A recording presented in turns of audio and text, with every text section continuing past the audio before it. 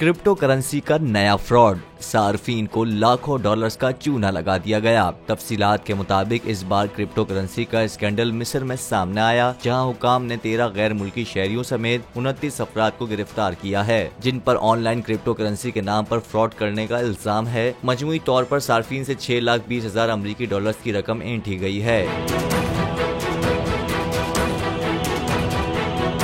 Prosecution service की तरफ से जारी करदा बयान में कहा गया कि ऑनलाइन प्लेटफॉर्म हॉकपोल ने क्लाइंट से धोखाधड़ी के जरिए उन्हें लालच देकर माली फायदा पहुंचाने का वादा किया था। मिस्र में क्रिप्टो करेंसी का इस्तेमाल गैर कानूनी है, जिस पर कैद की सजा और 3,25,000 डॉलर तक जुर्माना हो सकता है। सरकारी रोजनामा अल अहराम ने रिपोर्ट किया कि हॉकपोल ने फरवरी में अचानक काम बंद कर दिया और रकम लेकर गायब हो गई। हुकाम ने बताया कि जब इन्हें गिरफ्तार किया गया तो मुल्जिमान राइट के नाम से एक नया प्लेटफॉर्म शुरू करने का मंसूबा बना रहे थे। वजारत दाखिला ने कहा कि 16 मिस्री और 13 गैर मुल्की शहरियों को गिरफ्तार किया गया है। हुकाम ने 95 मोबाइल फोन, 3,367 सिम कार्ड्स और 31 गैर मुल्की बैंक कार्ड भी जब्त किए हैं।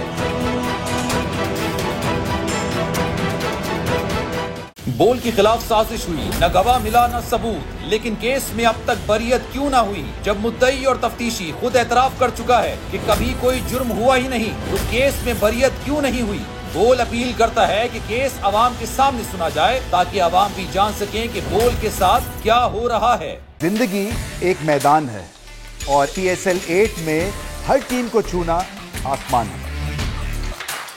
6 टीमों के बीच धुआंधार लड़ाई। ये शोर न लड़ाई का है न डर का, ये शोर है जीत का, ये शोर है जुनून का। खेल का जुनून रोजाना रात 11 बजे सिर्फ बोल न्यूज पर।